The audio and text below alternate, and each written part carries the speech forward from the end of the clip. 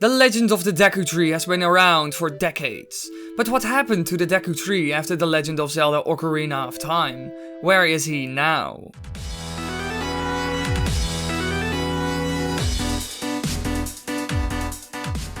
Deep in the forest, where everything is green, lives a guardian, one that protects the forest and its inhabitants. The Great Deku Tree, the fatherly guardian of the forest, who safeguards not only the dense land around him, but the small population of beings that live in his shadow. But what caused the Deku Tree to disappear in two of the major timelines in the Zelda universe? The first time we meet the Great Deku Tree is as a child in The Legend of Zelda Ocarina of Time. Shortly before the events of The Legend of Zelda Ocarina of Time, the Great Deku Tree was cursed. This was done by the evil Gerudo King Ganondorf, as punishment for not giving him the Kokiri's Emerald. Knowing Link's destiny and that his own time is short, the Great Deku Tree sends Navi the fairy to retrieve the boy. When Link arrives, the Great Deku Tree asks him to break his curse.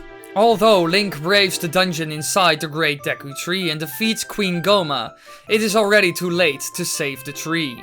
Before he dies, he tells Link about the creation of Hyrule by the three goddesses, Din, Nayru and Faeror, and how they left behind the golden sacred triangles. He also tells Link of Ganondorf and his intentions to steal the triforce from the sacred realm, and commands him to never allow Ganondorf to take the triforce. The Great Deku Tree gives Link the Kokiri's Emerald and tells him to seek out the Princess of Destiny who lives in Hyrule Castle. The Great Deku Tree then withers and dies. When Link returns to Kokiri Forest 7 years later as an adult wielding the Master Sword, he finds that it has been overrun by monsters due to the Deku Tree's absence. After Link completes the Forest Temple and awakens Ciara the Sage, he is transported to the Great Deku Tree's meadow. He is surprised by the little Deku Tree sprout that pops out of the ground. It is this sprout that tells Link the truth about his past and reveals that Link is not a member of the Kokiri. After these events, we don't see the Deku Tree for a while until it finally returns in The Legend of Zelda The Wind Waker. The Great Deku Tree acts as the guardian of the Forest Haven, which is the home of the Koroks. To them, the Great Deku Tree is considered a father figure to the children of the forest, for it is him that protects them from evil. One thing that set the Great Deku Tree of the Great Sea apart from his predecessor was that each year, the Great Deku Tree would send off some of the Koroks to plant trees all throughout the islands. This was done in the hope that, as the forest spread and the trees grew, they would consolidate the remaining land above the Great Sea,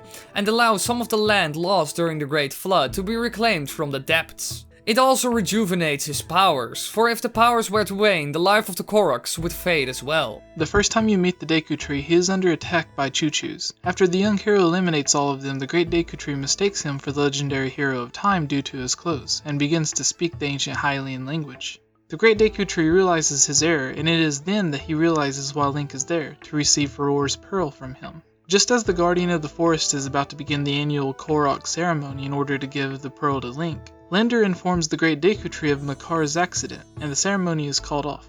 After Link rescues Makar from the depth of the Forbidden Woods with the help of the Deku Leaf given to him by the Deku Tree himself, the ceremony begins. In return, the Great Deku Tree hands over Faeror's Pearl as promised. It turns out that the Koroks evolved from the Kokiri after the Great Flood. Also, Hyrule Historia states that this Deku Tree is a descendant from his Ocarina of Time counterpart. This, coupled with him recognizing Link's green clothes, implies that he is the matured Deku Tree sprout or else his descendant. So this means that the sprout we see in Ocarina of Time survived the Great Flood. But what happened in the other timelines? Let's first look at the timeline where Link gets sent back to his childhood. Now, what's the reason that there is no living Deku Tree in Twilight Princess?